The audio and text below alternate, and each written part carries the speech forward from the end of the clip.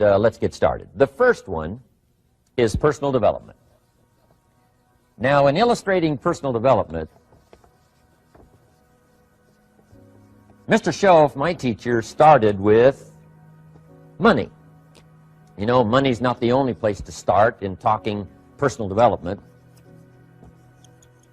but it's where he started, so let me share the thoughts he shared with me back then. Let me share them with you. Here's the best lesson I can give you on economics. It's very simple. We get paid for bringing value to the marketplace. That's about as simple as I can put economics. We get paid for bringing value to the marketplace. Now, it takes time to bring value to the marketplace. However, we do not get paid for time, so we cross that out. Mistakenly, the man says, I'm making about $20 for an hour. Not true. If that was true, you could just stay home, right, and have him send your money. So that's not true. We don't get paid for time. We get paid for value brought to the marketplace. Now, since that's true, here's one of the key questions of my talk to you today. Is it possible to become twice as valuable to the marketplace and make twice as much money in the same time? Is that possible? The answer is yes. Could you become 3 times as valuable as you might be right now to the marketplace and make 3 times as much money in the same time? And the answer is yes. 5 times, 10 times? Of course. America is unique. It's a ladder to climb. It starts down here, let's say, at $5 an hour, and it keeps going up. Top income last year, $80 million. The guy who runs Coca-Cola. Now, that's a heck of a ladder. That's why everybody wants to come here, right? The boat people are not headed for Vietnam.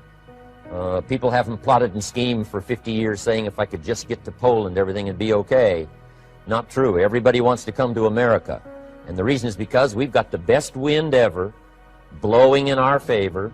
We've got the best economic opportunity anybody's had in 6,500 years. And all you have to do is understand it and take advantage of it. Now, there's some key questions to ask here. Why would the marketplace pay someone only $5 an hour? Very simple answer. They're not very valuable to the marketplace.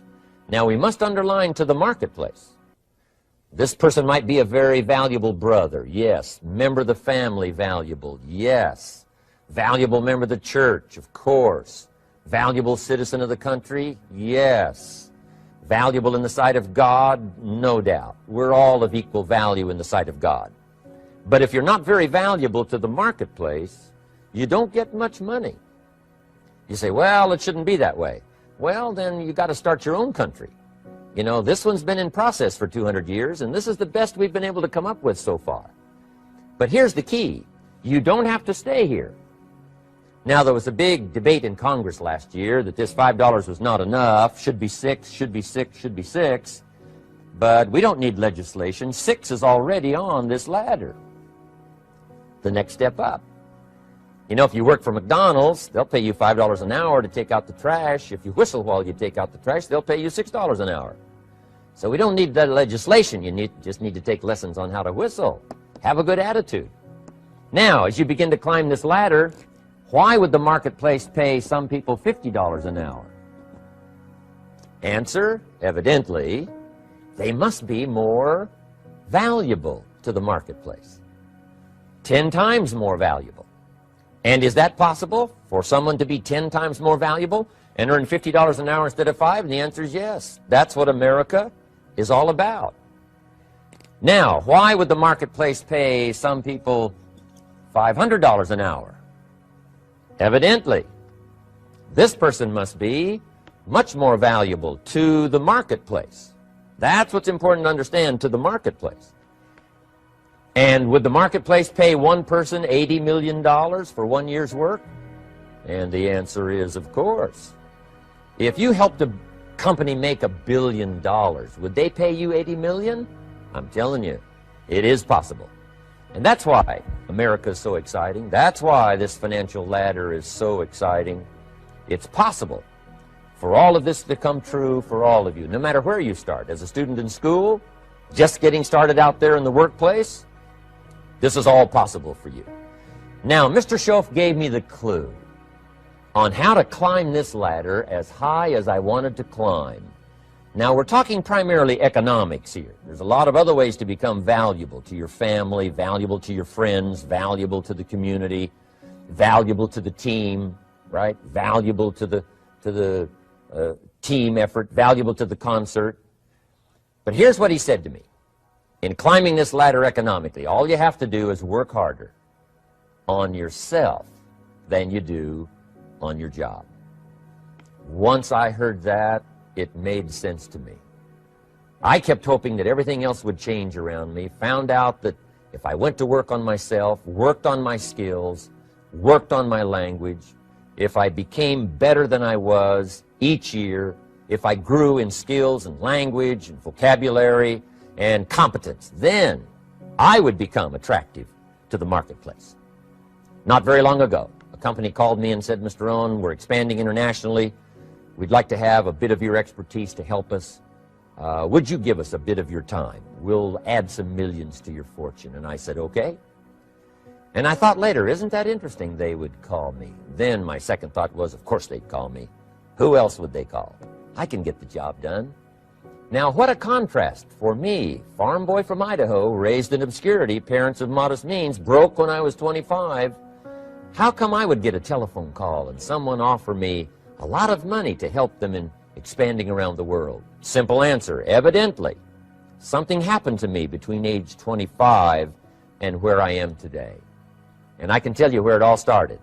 From my teacher, Mr. Schoaf, who said to me, we don't have to change what's going on out there. That's the wind that's blowing. All we have to do is change what's going on in here. And now there's several ways to do that on personal development. And let me give you those ways. Here's the first one. We must learn from personal experience. Pretty simple. Learn from what happens to you. Take a look back over the last few months. Did you make some mistakes? How could you correct those for the future? Take a look back over the last year. Have you done it right or done it wrong? Let's correct it for the next year. Learn from your personal experience. Mr. Schoaf asked me when I first met him, he said, Mr. Rohn, how are you doing? You've been out there now 6 years. And I said, I'm not doing very well. He said, I suggest you not do that anymore. What a simple, swift analysis to my situation. He said, if you keep doing it, the next 6 years will be like the last 6. You don't want that to happen. Let's make the changes. So learn from your personal experience. Now here's number 2, why I came to share this video experience with you today. And that, I call it OPE, other people's experiences. That's me, other people. That's your teacher, other people. That's your friends and colleagues, other people. The people you meet that can pass along to you their experiences, what's happened to them, the mistakes they made, how they corrected them, how they changed their health and changed their bank account and changed their income and changed their future. That's it, other people. Now, there's 2 kinds of people to learn from. One is failures. It's too bad failures don't give seminars, right? That would be valuable. Bring your notebook. Have them tell you how they lost it all and threw it all away, threw their health away and threw their friendships away and things didn't work out well. That would be valuable. But now then we must also learn from positive, people that have done well. They've got the health, and so we ask them, how did you become so healthy? They've got the skills, so we ask them, how did you become this skillful? They've got the income, so we ask them, how did you get here in such a short period of time? So now here's what's important in personal development. In learning from other people, we learn, number 1, by observation. We learn what we see. We watch people that are successful in what they do. In sports, we watch their disciplines. In business, we watch their disciplines. By observation, what we can see. The reason I created this video was something that you could see someone's experiences translated for you. Second, we learn by what we hear. I've got some of my lectures on cassette tapes, so you know you can take them with you wherever you go and learn by listening. Turn your car into a mobile classroom and listen. And then listen to the sermon on Sunday morning. Listen to the lectures. Listen to the teacher. Listen to someone who's got something good to say. And then number 3 is vitally important on personal development, and that is read all the books you can possibly read in your lifetime. Mr. Schoaf got me started on my library. I've got one of the better libraries. Haven't read everything in it, but I feel smarter just walking in it, my library. At least I was smart enough to buy it. Now I got to be smart enough to read it. And then, of course, I got to be smart enough to decide what's valuable and then do it. But this one is very important. Become a good reader.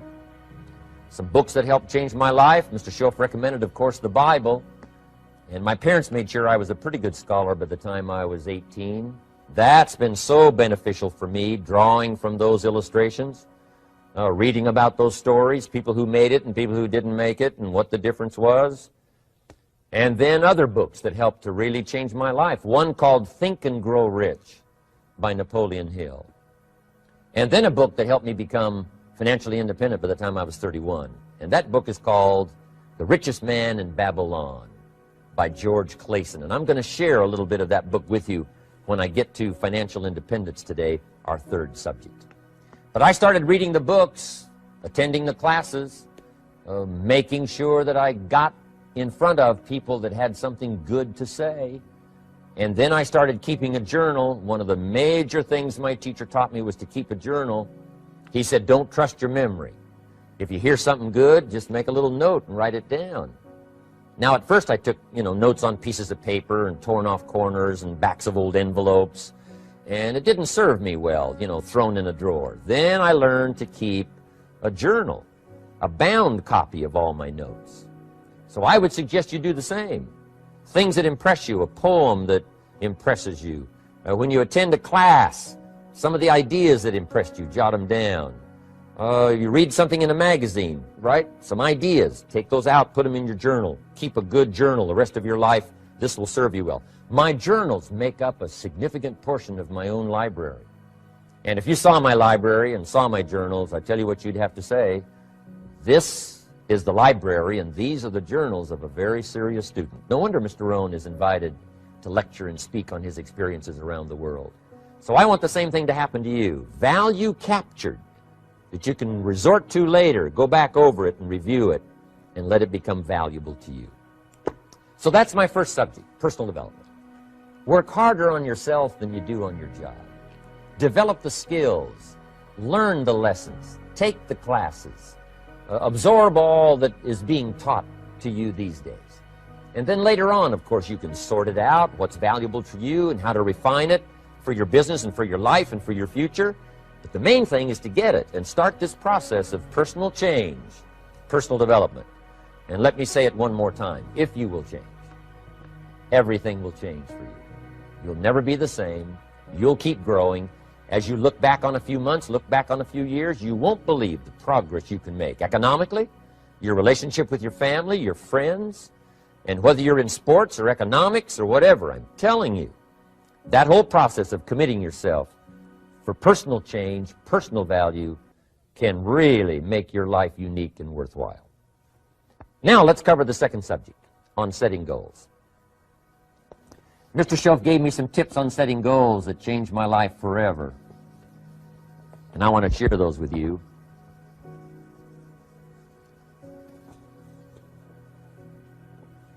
So let's talk about setting goals, and I also want to tie it to personal development, and you'll see how I'm going to do it as I progress here. Setting goals. We need to take a look into the future. There are 4 things to consider in terms of attitude. One is how you feel about the past. Best advice I can give you on that is treat the past as a school. Let it teach you the mistakes you've made, the things that went wrong, the things that didn't work. Don't use the past as a burden to carry, and don't use the past as a club to beat yourself to death. Past losses, past failures, past mistakes. But let the past be a school. Tough school maybe. We've all been through some tough stuff. So if you feel good about the past, draw from it for experience and let it teach you.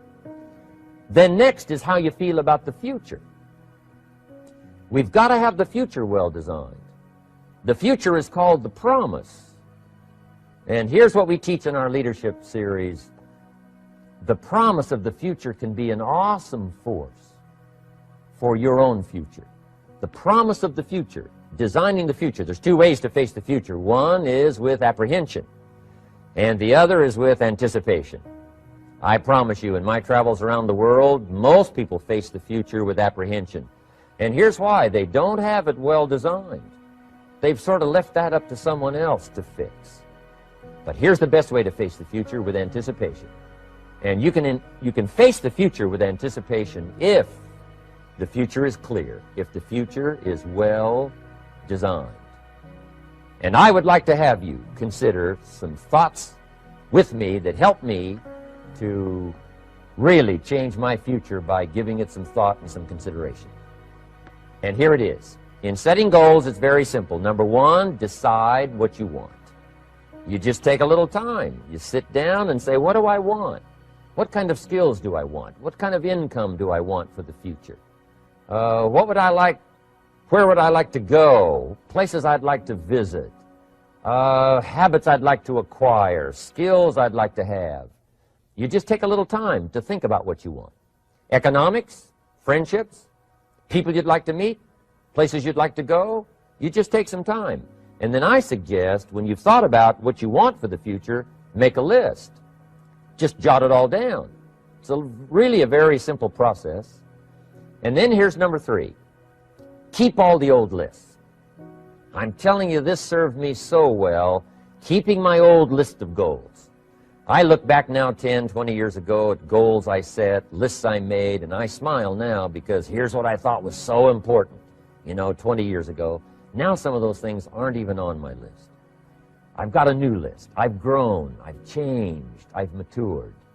But I give you that advice. Decide what you want. Number two, write it down. Number three, keep the old lists. And then here's number four. When you get something that's on one of these lists, check it off. Part of the fun of having a list is checking it off. And then if you can add some drama to checking it off, see, that's what really helps. I set a goal to go to Spain many, many years ago. And when I finally made my first trip to Spain, I had that journal with me that had that list in it. And while I had my journal on my lap, waiting for the wheels to touch down in Madrid, I waited until the wheels touched the runway, and I checked it off. Just adding a little drama. So, part of the fun of having a list is checking it off. Now, here's what's important about the lists and designing your future. If the future gets clear, the price gets easier. Because you got to remember, for every promise, there's a price to pay. Everybody's got to pay the price. Everybody's got to do the deal. Everybody's got to do the disciplines. Everybody has to pay. But here's what I've discovered. If the promise is clear and powerful, the price is easy to pay. The price is some classes. The price is a few books. The price is a few disciplines. The price is finding something that'll make your life better, make you grow, make you change, make you develop. So the first part of the key is to design the promise. Then, what is the price to pay? I'm telling you, the price will be easy. Anybody in my audience can pay it, no matter where you are, where you come from. Color doesn't matter, religion doesn't matter, where you grew up doesn't matter, circumstances don't matter. I'm telling you, if you'll make the promise of the future clear for yourself, the things you want, the places you want to go, the things you want to have, the person you want to become, the skills you want, the homes you want, the future you want, the friends you want, all of the values of life that you could possibly want. If you'll make that clear, make those lists, and be serious about it, I promise you it's an easy price to pay. Anybody can pay it. And the best advice I can give you is, if I can do it, you can do it. Farm boy from Idaho, raised in obscurity, I changed my life, turned it upside down, turned it all around, found economics, found future, found promise, and if I can do it, you can do it. So, start setting your goals and see if you can't get a better excitement going for the things you want to accomplish for the future. Now here's my third subject, and that's called financial independence. Oh, by the way, before I get to financial independence, let me cover one more point. One of the major reasons for setting goals is for what they make of you in achieving them. My teacher advised me when I first got started at age 25, he said, Jim, why don't you set a goal to become a millionaire? He said, it's got a nice ring to it. you know, enough zeros to impress your accountant. And he said, I'm here to help you. You're only 25 years old. You've been to 1 year of college. You've got a beautiful family, every reason to do it. Why don't you set a goal to become a millionaire? And he said, here's why. And I thought, he doesn't need to teach me why. Wouldn't it be nice to have $1 million? He said, no, then you'll miss it. He said, here's why. For what it will make of you to achieve it. I'm telling you, that statement changed my life. Set the kind of goals that will make something of you to achieve them. He said, now, once you become a millionaire, what's important is not the money. I thought, that's kind of strange teaching. He said, honest, it isn't important. He said, you could just give the money away. Now, I did better than that. I lost it all. By the time I was 31, I was a millionaire. By the time I was 33, I was broke. And I'll tell you a little bit about that story later. But when I lost all my money, guess what? I found out Mr. Schoaf was right. What was valuable was not the money. What was valuable was what I became to earn the money. The skills I had, the knowledge I had about the marketplace, the values that I had going for me. They were more valuable than the money. And here's an important statement to remember. It's not what you get that makes you valuable. It's what you become. So part of the key here is to set the kind of goals that will make something of you. Don't set them too low so that you don't have to grow and you don't have to read and you don't have to try and you don't have to stretch. Don't set them too low. And then don't sell out. Don't go for something that's going to cost you your virtue or cost you your values or sell out your principles. There's a good middle road here to follow. Goals that will inspire, goals that will help you grow, change, develop, and become better than you are. Okay, now let's talk about financial independence. How to become rich by 40, 35 if you're extra bright, much sooner if you find an opportunity like I did. Let me show you how I did it. Financial independence. First of all, I like the phrase financial independence. Some people are a little bit concerned about using the word becoming rich or becoming wealthy, and I can understand that. I struggled a little bit with this. Is it okay to go for becoming rich, go for becoming wealthy? And maybe that's a bit too strong a word or strong a term, so here's what I've come up with that I think is comfortable for me, and that is how to become financially independent. I think it's every person's heritage here, especially in America, to become financially independent. Now, let me give you my definition of financial independence. Financial independence is the ability to live from the income of your own personal resources. Financial independence. Now, it depends on how you want to live. If you need $2,000, $3,000 a month, if you need $4,000 or $5,000 a month, if you need $10,000 a month, some people may need, $100,000 a month. But whatever you would need to live, and you could earn that living from the income of your own personal resources, that's what I call financial freedom, financial independence. And let me show you how to acquire it. If you start at age 15, between ages 15 and 35 is 20 years. And in my personal opinion, based on my own studies and my own experience, 20 years, in my opinion, is enough time to become financially independent. If you're not, you don't live in the wrong country. Probably what's happened is you have the wrong plan. And it's easy to be a nice person with the wrong plan. I found that when I was 25 years old. I was broke at age 25, and I was a nice guy. You would have liked me. But I'm telling you, my plans up until then, especially my financial plan, left me broke. I totally changed it the next 6 years, and I became financially independent. So I know what I'm talking about. It is possible in a reasonable amount of time, 15 to 35, whatever, 20 years time, enough time. You can do it in a much shorter period of time, like I did if you want to. But this is a reasonable enough time. But here's number one. First of all, you got to have the right philosophy. Philosophy is our ability to gather knowledge and sort through it and decide what's valuable. To develop a philosophy about life, a philosophy about our health, a philosophy about our family relationships, a philosophy about economics. And if you develop the right philosophy, that's what helps to set this sail. so that in 6 years it takes you where you want to go, instead of winding up like I did that first 6 years of my economics, broke, no money, empty bank account. The right philosophy. Now let me give you a couple of philosophies to consider. Here's the first one. It's called the philosophy of the poor. And here it is. Poor people usually spend their money and invest what's left. That's the philosophy of the poor. Now here's the philosophy of the rich. Rich people invest their money and spend what's left. And here's the startling answer. It really doesn't matter what the amount is. What's most important is not the amount. What's really important is the philosophy. So I would ask you to adopt this philosophy of spending after you have invested. Invest first, then spend. And I've got a little formula that I'm going to share with you. Now, what should a child do with $1?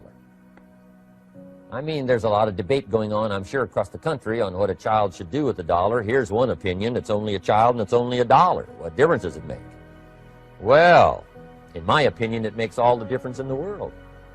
A person's economic future starts with a child with $1. Somebody says, oh, no, you're only young once. Let him spend it all. Well, when would you hope that would stop? Somebody says, well, wait till he's 50 and broke like me, and, and then he'll learn. Well, no, we don't want to wait that long. If I would have known earlier than age 25, I would have changed. In high school, if they would have had classes called Wealth 1, Wealth 2, I'd have taken both classes. I would not have waited until age 25. So, the earlier the better. So, what should a child do with $1? Here's the simple premise to begin with. Don't spend it all. And if a child wants to spend the whole $1, you got to say, hey, don't spend it all. Don't spend it all. They'll say, why not? It's my $1. I earned it. You say, I know you earned it, but don't spend it all. They'll still say, why not? Say, let me show you why not. So you put them in your car, take them to the other side of town, and show them where people live that spend the whole $1. You just drive them around. Kids learn best by visual. Just drive around and say, would you like to live here? Kid says, no. Would you like to live like these people live? Kid says, no, no. Then you can't spend the whole $1. So, kids will get the message. So, take them to the other side of town, show them around, unless you already live there, and then just show them around. Anyway, don't spend the whole $1. Now, let me give you my best view of what to do with $1. And I promise you, if you started at age 15, now if you're over 15, right, you've still got plenty of time. You still got 20 years. If you're 30, you still got 20 years. I mean, you still got plenty of time to start what I'm about to share with you. What to do with $1. Here's my first bit of advice. Never spend more than 70 cents. Never spend more than 70 cents. Now, you got to pick some number, and the number you pick is going to be determined by your philosophy. It's going to be determined by what you've been taught or your experience teaching yourself. When I first met my teacher, Mr. Schoaf, I was at about 110% of each $1. I'm down at budget finance, hawking my furniture and my car one more time. And then I learned a whole better formula for financial independence. Number one, don't spend more than 70 cents. Now, kids say to me, well, okay, what do I do with the other 30 cents? And here's what I teach them. 10 cents for charity. Charity or church, or helping people that can't help themselves. 10 cents to support worthy projects.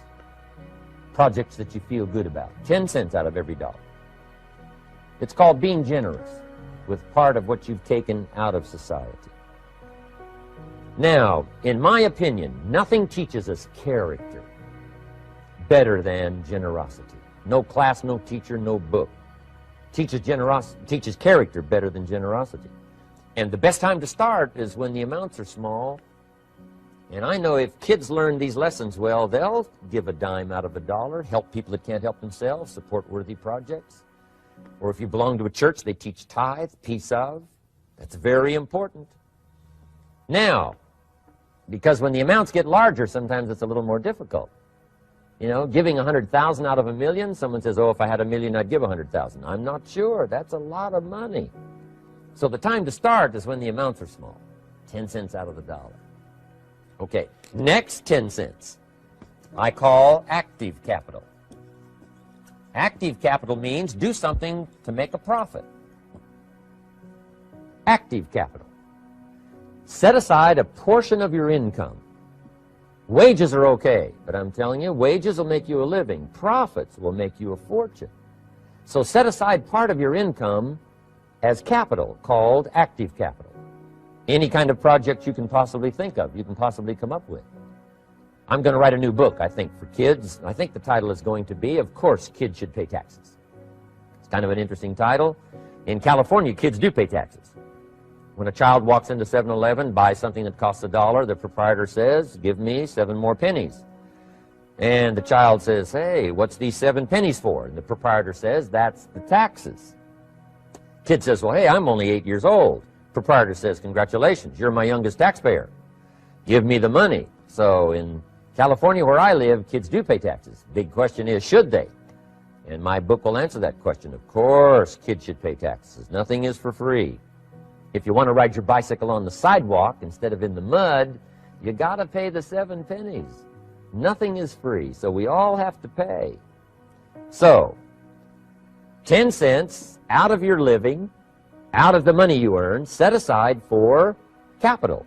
Capital to try your best to show a profit. And in my book, it's going to be all kinds of ways kids can make money, right? 2 bicycles, one to ride and one to rent. I mean, you know, it doesn't take long to figure out some enterprise that'll start making a profit. Then you must jot this down if you're taking notes. Profits are better than wages. 1, you can't usually start wages until you're about 16, 15, 16, but you can make a profit long before you're eligible to start earning wages. And then there's no limit to profits, and they can double and triple and quadruple. You know, there's no limit. It's incredible how fast profits can grow. So profits are better than wages. Wages make you a living. Profits make you a fortune. Now, the third 10 cents is vitally important. I call it passive capital. Capital you let somebody else use. A financial institution, stocks and bonds, mutual funds, whatever. Let someone else use it. You furnish the money. They use it to make a profit, but they pay you for the use of it, called interest. And here's one of the things that'll make you financially independent fairly quickly, and that's called compound interest. And this is how you get it. Letting someone else use a portion of your money, your substance. They show the profit, they pay you interest. And this passive capital, I'm telling you, over a sustained period of time, if you'll develop this little 10, 10, 10, and 70, especially starting at age 15, I'm telling you, by the time you're 35, you will be financially independent. You'll have the ability to live from the income of your own resources.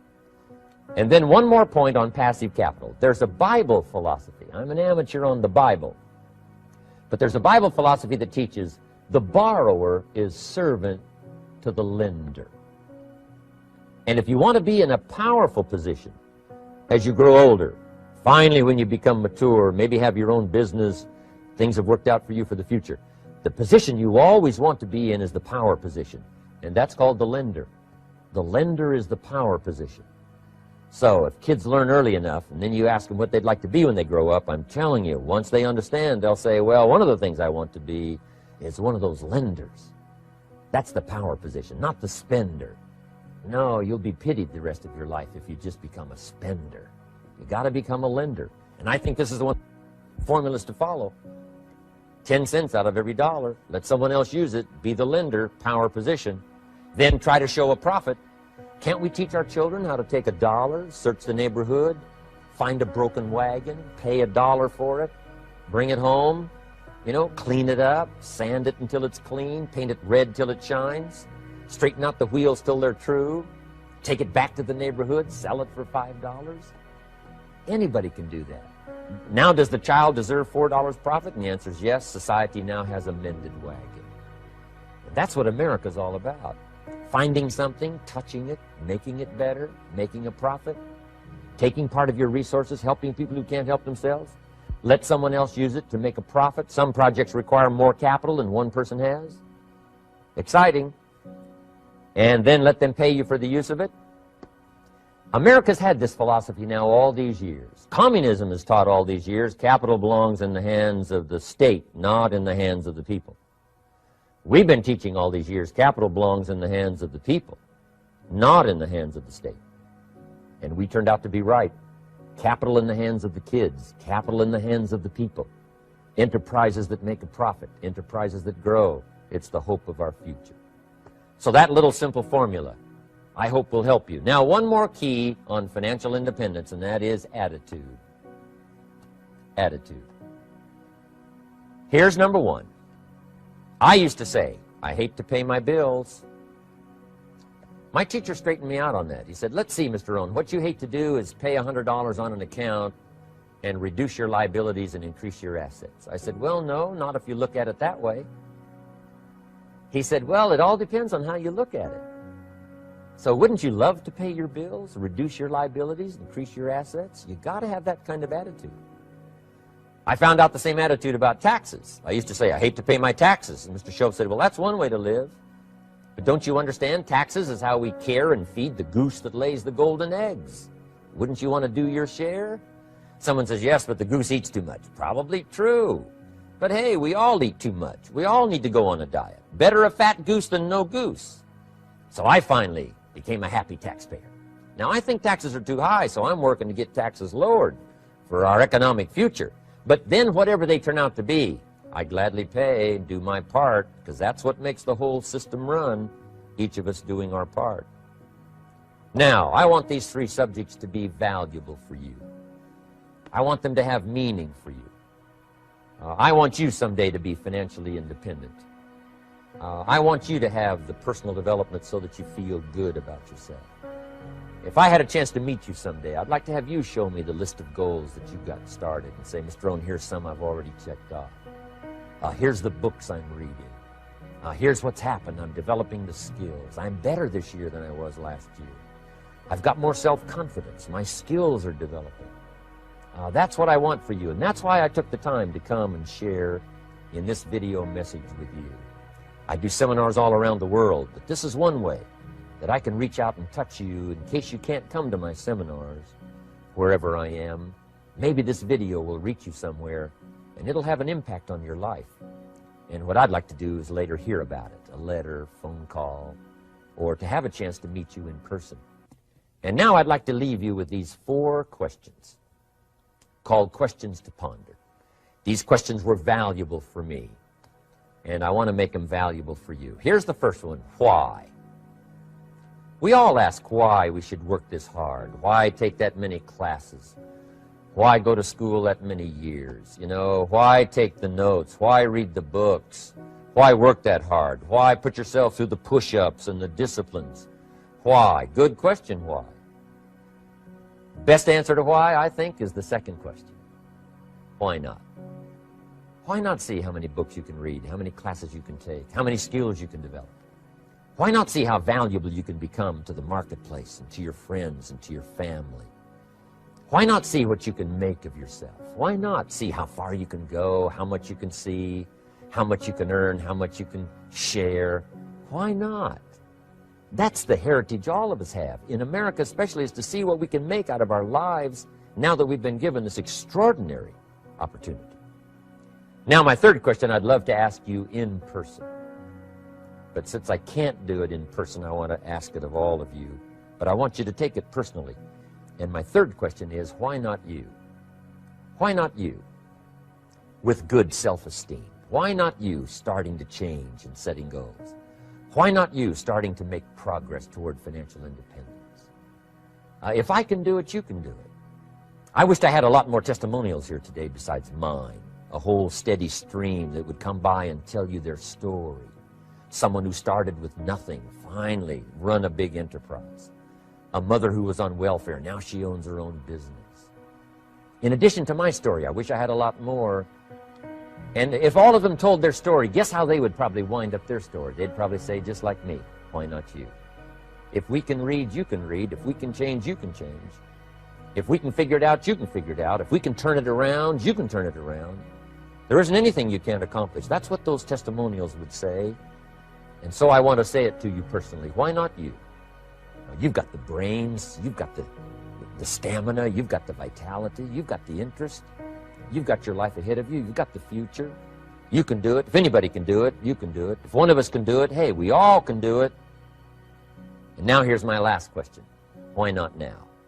This is a good time as the 20th century starts to wind down, a few more years as we get ready for century 21. What a good time to set your goals, work on yourself, work on your skills. What a good time to get it together. What a good time to start this process. Personal development, growing, changing, developing, having a good plan for your money and for your life and for your future. Why not now? And I hope I have a chance to see you one of these days and share with you the experience, the reaction, the response you might have had from my message today. And until I get a chance to see you on this side of the world or the other side of the world, in some school or some seminar, or maybe I'll come and speak for a company that you work for someday, I hope I get a chance to meet you. Until then, I wish you the best. I want all that I've gotten to be yours and much, much more. God bless. Goodbye.